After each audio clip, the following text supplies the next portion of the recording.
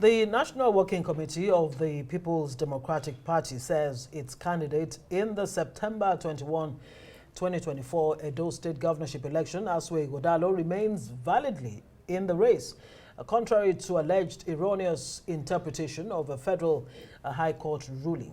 Well, the PDP National Publicity Secretary, Debo Ologunagba, in a statement says the court did not make any order nullifying the primary election of Ighodalo as the party's candidate, as there are no grounds for such.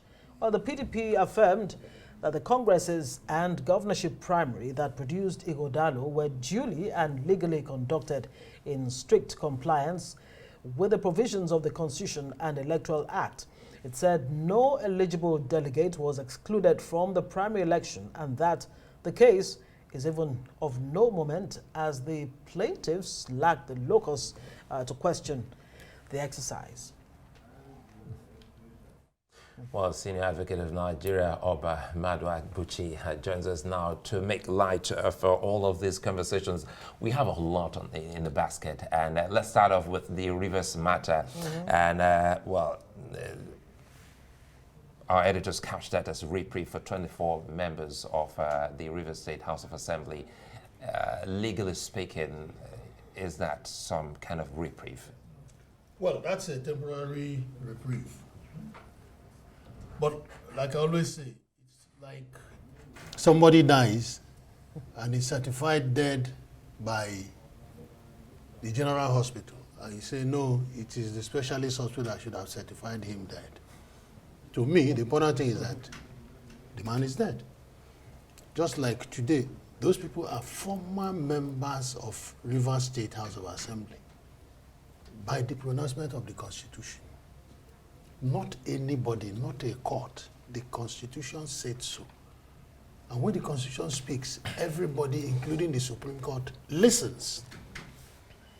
Once you change your political party in Nigeria today, and you are a legislator, you automatically, it doesn't need any pronouncement, you lose your seat. So why are we going about with different interpretations? There is nobody who, most those PDP members can do is to pretend that they did not decamp. They did not decamp, yes. That's the most they can do. And that's what they've been trying to do. But they forgot that I am not part of the cases, but I follow the cases. I'm always interested in cases like that. They have sworn affidavits in various courts admitting that they had left their party and joined the APC. When they were dancing and singing on your mandate we stand, they were recorded. So I don't see how that will be any problem for anybody. But, you know, we as lawyers, we believe in the rule of law. If a court does not have jurisdiction, no matter how well the thing is decided, he doesn't have jurisdiction. And now, and I'm glad you mentioned jurisdiction because that seems to be at the core of this case. Yes. What are we to make of this issue? No, Section 272(3) is clear. Right. State High Court does not have jurisdiction. It is only the Federal High Court. That can decide who is a member of the party. Whether your seat is vacant, or not. Not right. Membership of a party. Right, whether your seat is vacant or not. Your seat is vacant or not. That power was given to Federal High Court, not to any State High Court. So when the state, and you see, that is a sad commentary on the judiciary. Why do you say so? Because it tells you that the legislators are afraid that governors will be using their own judges to remove legislators they don't like.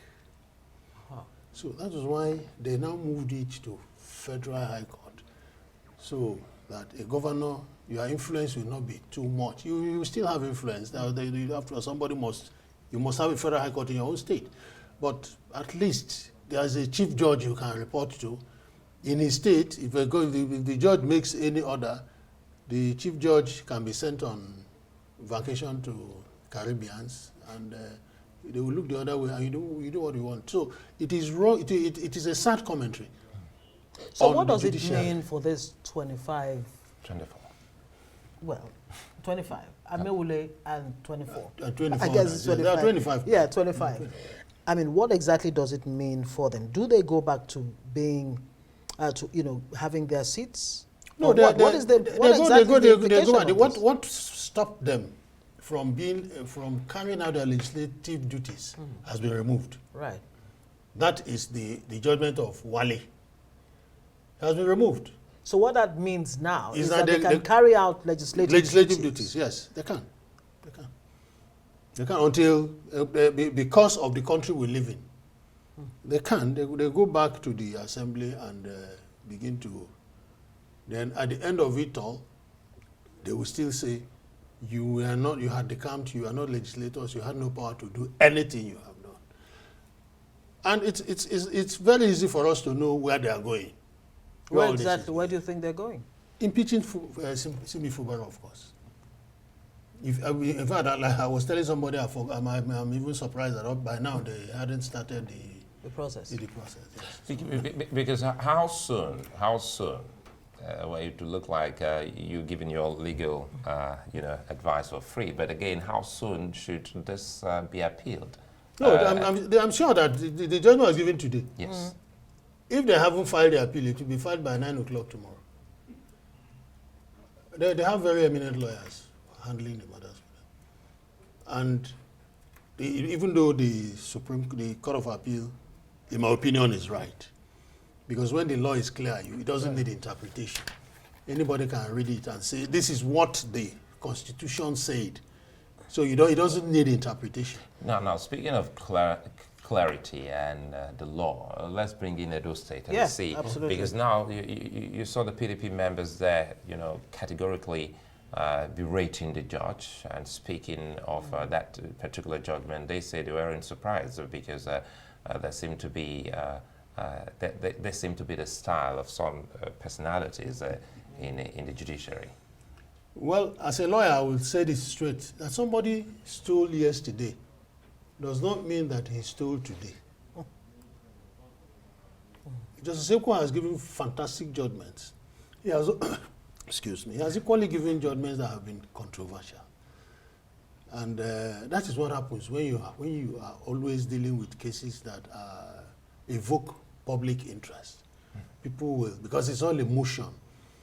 When you are dealing political matters, it's all emotion. We who do political cases, we know how it is. At times you are in court, you are arguing your case, and talks, and at the back I say, we will kill you when you leave this place. But it's all emotion. Right. So when they say Inyangeku interpreted the law as he saw it, I may interpret it differently. That is why we have courts of appeal. Because I, as a lawyer, I will say, my Lord erred in law. Right. So, and I'm going to call court of appeal. So, those who went to court, the PDP is saying they're not aspirants. No, they don't have constitution. So they don't have the locus. The locus. They don't have the locus. You see, so how does that render all of this? If they don't have the locus now, so the court doesn't have jurisdiction. There was no proper case for the court to try. What section 8414, how we use it, those delegates, an aspirant should have gone to court to say, this election is flawed because the delegates who were duly elected were excluded. Then those people will now be his witnesses. I was elected, but I was excluded. That is how it is done. Not you as a delegate, you go to court and say, I was not allowed to vote. The law doesn't allow you to do that. So PDP is right when it says Ighodalo remains a candidate? Yes.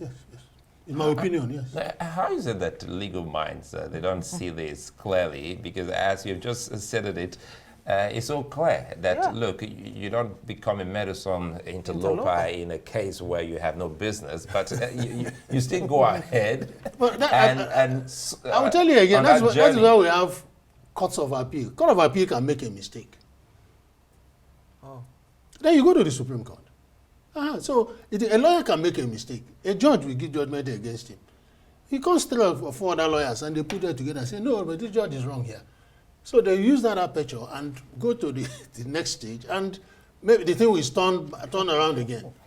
Now everybody will say, no, yeah, but you would understand what actually happened. Like if I now say Imo State number 4 became number 1, if I explain it to you as a lawyer, you might change your opinion. You understand? But if you look at it, it's number 4 became number 1, but it was not. Number 1 went back to number 1. And number 1, the person that took number 1 now went to his normal position, which is number 4. Senior advocate, I hope you're not trying to confuse us even further. And I'm curious to find out exactly what happens to Philip Shoaibu, whose 378 ad hoc delegates actually went to court. Yes. Is he in any way remotely or directly a beneficiary of whatever might come out of this if the case goes further? No, I think Shoaibu is simply playing a spoiler's game. He's been removed as the deputy governor. And what else is there for him? He's gone back to his place. He has gone back to his boss, Oshiomole. And he says it's a victory for democracy. What kind of democracy? That people who don't have locus went to court and the court gave judgment in their favor. How does that benefit democracy? It is when you do the proper thing. I will never in public, when I am called up, tell a lie because 1 or 2 people are my friends. I have a lot of friends in PDP. I've done PDP. In fact, what I'm doing in Benue State is PDP. But that does not mean I will come here and say what is not true. The truth of the matter is a delegate does not have the locus to challenge a primary. As simple as that. It is only an aspirant who ought to use them. This is where I now go to the lawyers. The lawyers that took the matter to court shouldn't have used the delegates. Right. They would have got one aspirant who will now come and say, this thing you did, because what you can challenge is the conduct of a primary. If what you are saying does not affect the conduct of the primary, you're wasting your time. The court has no jurisdiction to it. It's an internal affair. So the man will say the conduct of this primary is flawed because the proper delegates did not vote. And he brings these people to say, I was a delegate, I was not allowed to vote. And that is how you to do it. But they did it wrongly. They put the cart before the horse. Wow. Maybe before we let you go, if we have any more time, in 1 minute, look, the judge also pointed out that INEC did not file any process in the case, yes, though it filed a memorandum of appearance, in the suit. What exactly was the judge trying to say here? Because he says, look, INEC could have helped the matter if it had actually, filed a case. Yes, you see, usually before primaries are conducted, delegate list is sent to INEC. Okay? Right. And INEC monitors every election. And during accreditation, INEC should be able to tell from the list submitted to it beforehand whether it is the proper delegates that are entering the place to vote. Right. So INEC's report would have been is very critical here, because he would say, no, we were there now, and all the people whose names were submitted to us, all of them voted. Or the report can say, no, even us noticed that something was wrong. So the absence of INEC is not very commendable.